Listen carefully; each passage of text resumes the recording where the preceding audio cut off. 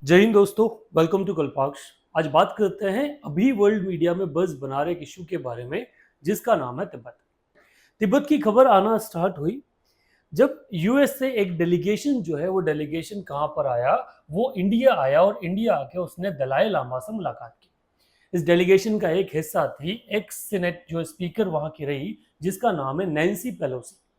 Nancy Pelosi की Taiwan जब वो लास्ट ईयर गई थी, उसके बाद भी कई सारे इश्यूज हुए थे और चाइना ने ताइवान को युद्ध तक का जो एक अल्टीमेटम है वो दे दिया था।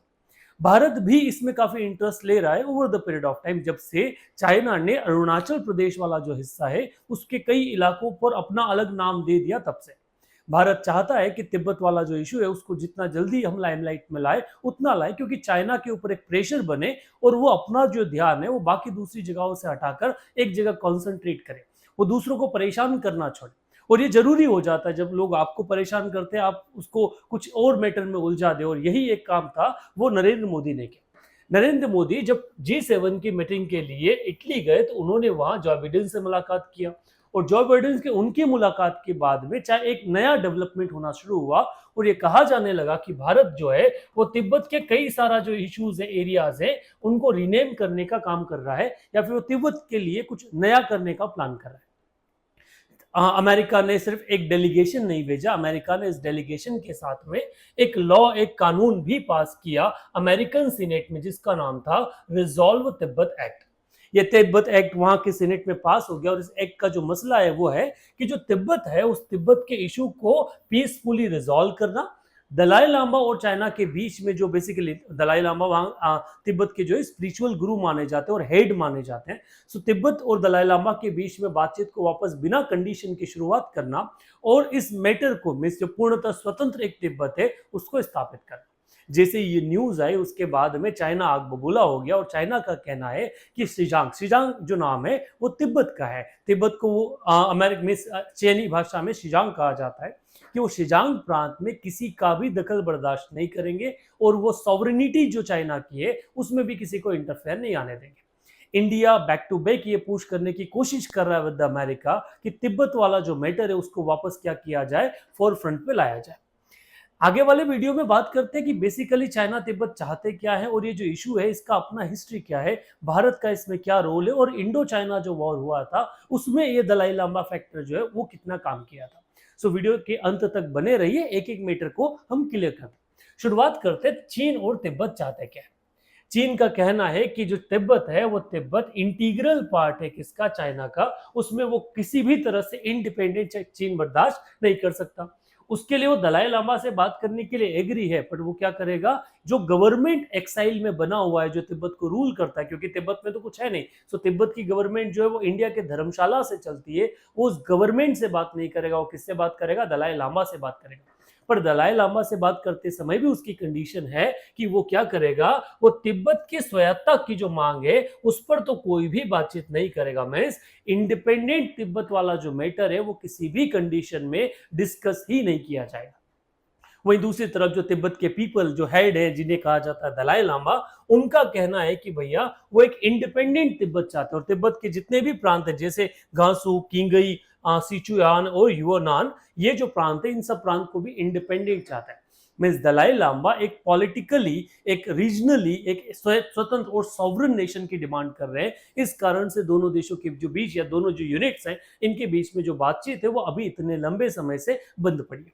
अगर इस मैटर को समझा जाए और इसके इतिहास में जाया जाए कि कहां से इस पूरे मैटर की शुरुआत होती है तो उसको डिस्कस करते हैं।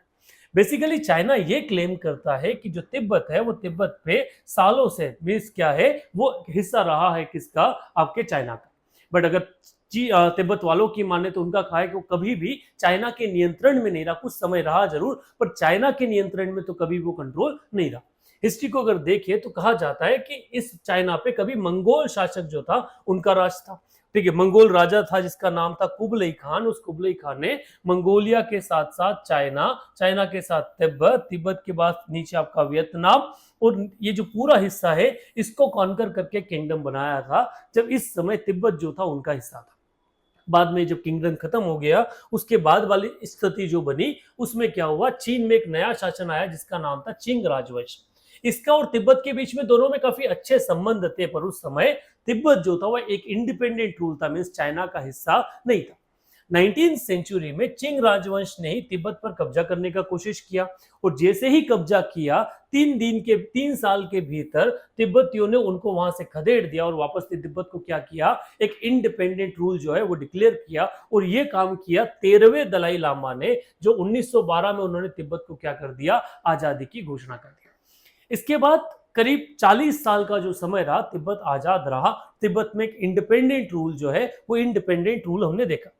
आने वाले टाइम पीरियड में जब माओ का रूल आया चाइना में, सो माओ ने क्या किया, 1949 से 50 के बीच में फिर से तिब्बत पर हमला किया और तिब्बत को अपने कब्जे में ले लिया।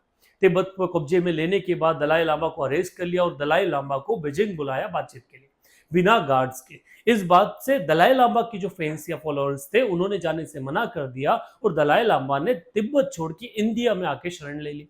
इंडिया में आके उन्होंने इंडिया में क्या बनाई, अपनी एक गवर्नमेंट बनाई और धर्मशाला से वो क्या कर रहे हैं, अपनी सरकार चला रहे हैं। तब से अब तक तिब्बत जो है, तिब्बत चाइना के कंट्रोल में। चाइना बेसिकली कहता है कि वो शुरू से उसका हिस्सा रहा है, बट वो मंगोलिया किंगडम का हिस्सा जरूर था, बट चाइना का कभी भी स्वतंत्र जो एक कहते हैं ना कंट्रोल, वो चाइना में तिब्बत पे नहीं रहा। भारत तिब्बत को सपोर्ट करता है, पहला रिलीजन वाइज भी सपोर्ट करता है, और 1950 से जब बात की जाए तब से हम तिब्बत के साथ रहे हैं। 1962 का जब वॉर हुआ उसमें भी जब चाइना ने बोला कि क्या रीजन कॉज है जिस कारण से वॉर हुआ, तो उसमें दलाई लामा का जो नाम था वो मेन था कि दलाई लामा फैक्टर ही है जिस कारण, क्योंकि भारत ने चाइना का जो दुश्मन है उसको पनाह दी, उस कारण से चाइना ने किसके ऊपर हमला कर दिया, भारत के ऊपर हमला कर दिया। और जो इंडो चाइना वॉर है वो चाइना वॉर हुआ। अब इस वाले मैटर को जब वापस फोरफ्रंट पे लाया गया है, तो वर्ल्ड जब अलग अलग इश्यूज को हम देख रहे हैं कि यार एक तरफ इसराइल और हमास का युद्ध चल रहा है, दूसरी तरफ अगर बात किया जाए रशिया और यूक्रेन चल रहा है, नॉर्थ कोरिया के अपने इश्यूज चल रहे हैं, उसी बीच में अमेरिका जो है वो तिब्बत को कह रहा है कि हम आपके साथ में फुल फ्लेजली खड़े हैं, आप क्या कीजिए, आप चाइना के अगेंस्ट में बात कीजिए। और चाइना इस बात को बार बार नकारने की कोशिश कर रहा है। भारत पूर्ण रूप से तिब्बत के साथ में शुरू से साथ में, और उसका स्टैंड जो है वो कंप्लीटली क्लियर है कि ये जो पूरी जो समझौता है वो बातचीत के आधार पे होना चाहिए, इसमें कोई जंग तक का माहौल नहीं जाना चाहिए, क्योंकि तिब्बत के पास अपना कोई आर्मी या सिस्टम है भी नहीं। हम तिब्बत को हर फ्रंट पे इकोनॉमिकली भी उनको अलग से मार्केट प्रोवाइड करते हैं, उन्हीं कपड़ों के लिए मार्केट देते हैं, तो हम तिब्बत की मदद हमारी तरफ से तो कर रहे हैं। अब आने वाले टाइम पीरियड पे देखते हैं कि ये मुद्दा कहां तक जाता है, और ये जो अमेरिका लॉ लेके आया इसके इम्पैक्ट जियोपॉलिटिकल सिनारियो में क्या क्या होता है।